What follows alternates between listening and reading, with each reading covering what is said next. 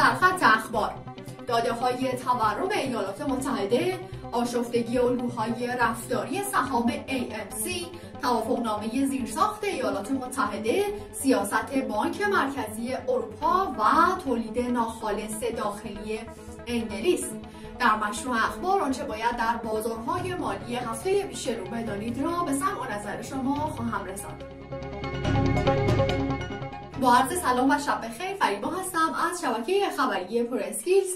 امروز یک شنبه 6 ژوئن 2021 برابر با 16 خرداد ماه 1400 با اخبار اقتصادی در خدمت شما هستم.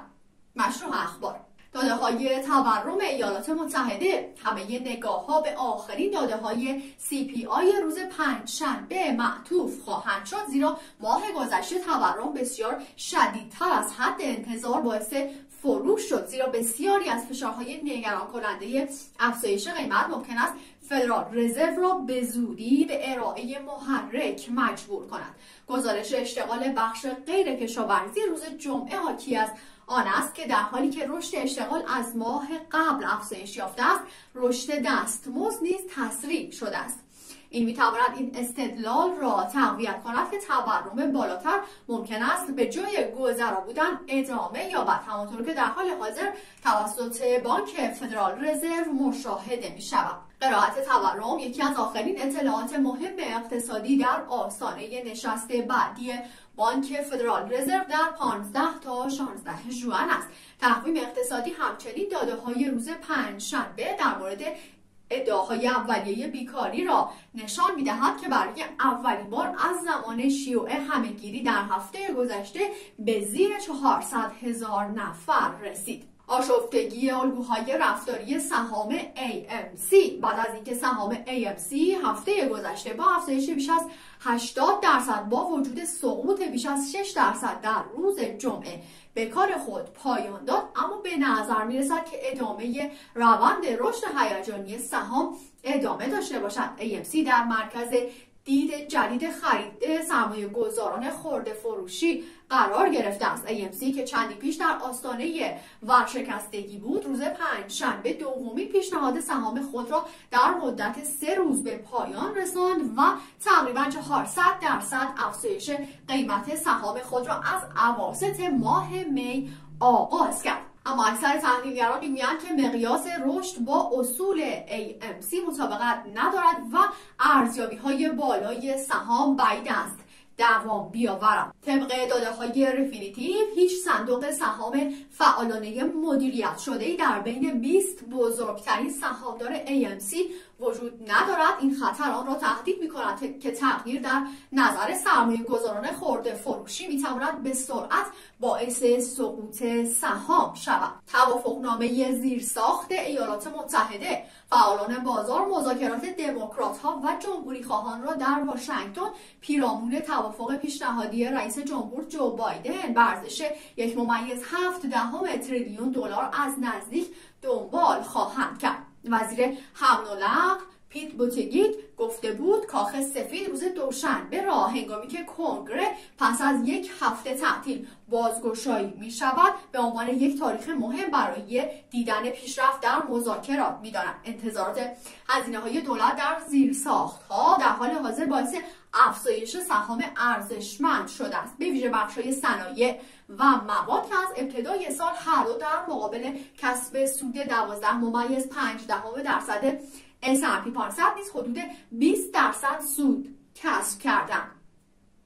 جان موری مدیر ارشد گروه سرمایه گذاری NFJ گفت این دستاوردهای بزرگ ممکن است در صورت عدم تحقق یک لایحه هزینه اضافی در واشنگتن بسیاری از صنایع و سهام مواد را در معرض فروش قرار دهد. سیاست بانک مرکزی اروپا. بانک مرکزی اروپا روز پنجشنبه تشکیل جلسه می‌دهد و پیش‌بینی‌های بروز شده رشد خود را برای سال‌های 2021 و 2022 ارائه می‌کند. سیاستگزاران در مورد اینکه آیا حمایت خود را از بهبود منطقه یورو از طریق محرک‌های اضطراری ادامه می‌دهند گفتگو خواهند کرد. این تصمیم به میزان قوی بودن اعتقاد آنها برای بهبود اقتصادی منطقه بستگی دارد.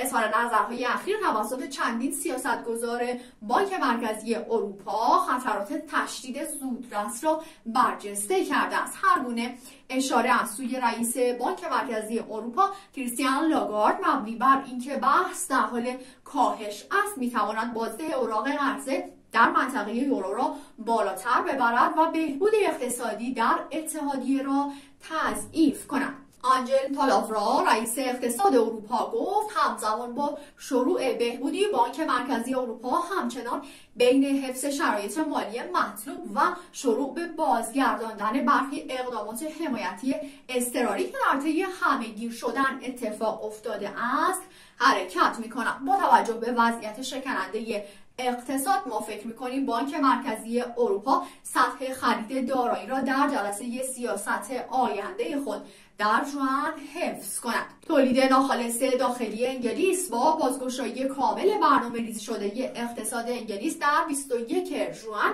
به نظر میرسد که سرمایه‌گذاران به طور فزاینده‌ای مشکوک باشند و به ارقام روز جمعه در مورد رشد تولید ناخالص داخلی ماهانه توجه خواهند کرد. اگرچه انتظار نمی رود که بازگشایی مغازه‌ها و بخش هتلداری در ماه آپریل به رشد ماهانه دیگری کمک کرده باشد، بهبودی احتمالاً طی هفته‌های آینده با اولین آزمایش واقعی خود روبرو خواهد شد، زیرا نگرانی در مورد نوع جدید ویروس دلتا که برای اولین بار در هند شناسایی شد افزایش می‌یابد. آخرین پیش‌بینی‌ها نشان می‌دهد که ممکن است 50% از سویه قالب قبلی قابل انتقال باشد، به این معنی که بستری شدن در بیمارستان در میان گروه‌های واکسینه نشده به سرعت افزایش می‌یابد. در حالی که 50% از جمعیت در حال حاضر به طور کامل واکسینه شده اند، احتمالاً اقدامی برای تأخیر در بازگشایی برنامه‌ریزی شده برای پوشش بیشتر واکسن انجام می‌شود. و ما در بازار ارز رمزها بیت کوین با 1.75% رشد به 36454 دلار رسید. اتریوم در محدوده 2747 دلار رسیده. ریپل در محدوده 94 سنت معامله می شود و لایت کوین نیز نزدیک به 180 دلار می باشد. با سپاس فراوان از توجه شما عزیزان به این بخش خبری از شما دعوت میکنم برای دریافت اخبار لحظه به لحظه بازارهای مالی کانال تلگرامی ما رو به آدرس @پراسکیلز نیوز دنبال بفرمایید. شب و روزگارتون خوش، فرخنده و پیروز باشید.